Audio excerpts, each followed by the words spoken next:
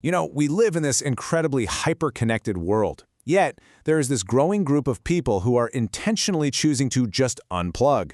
Welcome. In today's Explainer, we're going to dive deep and decode the psychology of the digital outcasts. These are the folks who consciously opt out of social media. We're going to explore what's actually happening in their brains, and honestly, what they might be getting absolutely right. Okay, I want you to picture a scene that we have all witnessed probably literally countless times.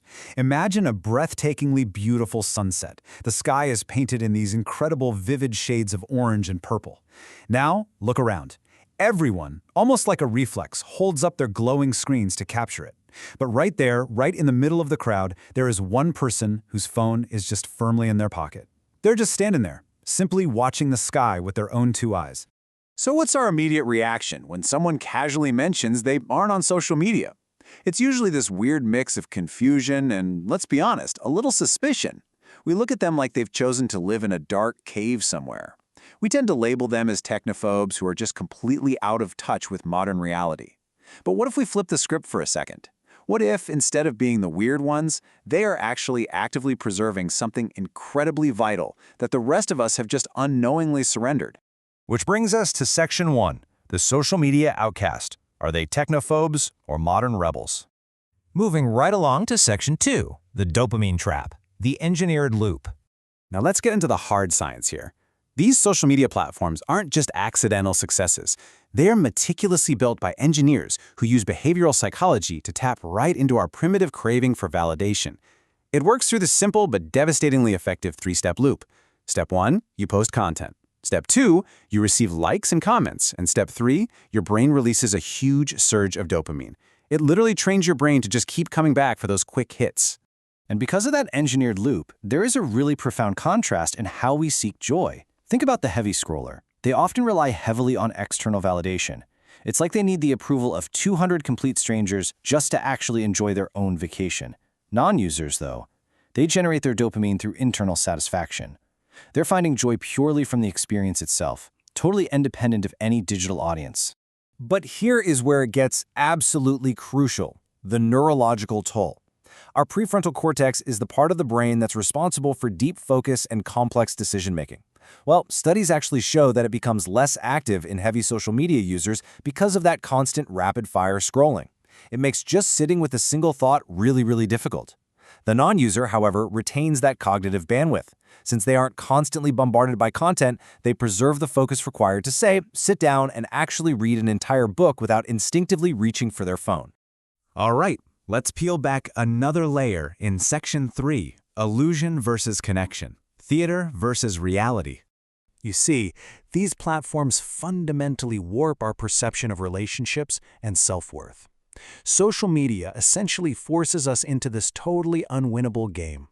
We are constantly comparing our own messy, behind-the-scenes reality with everybody else's meticulously filtered highlight reels.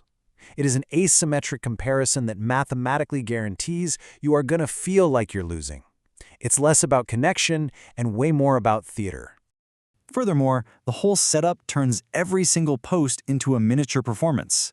It's like you're perpetually auditioning for the world's approval. Digital outcasts, on the other hand, consciously choose to prioritize actually living. They understand that to make a true connection, you have to step completely off the stage. And that perfectly brings us to this really beautiful definition of real connection. Real connection is found off-screen. It's found in unfiltered laughter.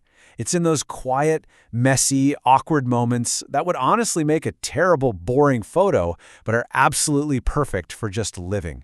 So yeah, non-users might have a smaller total number of relationships, but without all that digital noise, those interpersonal connections are significantly deeper and far more present. Which brings us to a really eye-opening part of our explainer. Section 4, reclaiming 38 days, the cost of scrolling. I want to share a metric with you that really exposes the hidden tax we pay to these algorithms. 38. That is the number of full 24-hour days the average person wastes every single year doing absolutely nothing but scrolling. Over a month of your year just completely evaporated into the feed. But the digital outcasts, they get to keep those 38 days. And just think about what happens when you reclaim that massive chunk of time. You suddenly have the space to create, to engage in deep thought, and to simply exist without an audience. There's this immense, incredible freedom in not having to constantly market your own life as some kind of personal brand. You just get to be a human being again. This reclaimed time also helps them escape what psychologists call continuous partial attention. This is that modern trap of constantly dividing your focus. Having one ear on a conversation and one eye checking your notifications. It totally prevents you from being fully present anywhere. Non-users completely bypass this trap. When they sit down to have a coffee with you, they are fully 100% there. Let's move to Section 5, the FOMO myth, decoding digital noise. So let's talk about the biggest hurdle keeping people logged in: FOMO.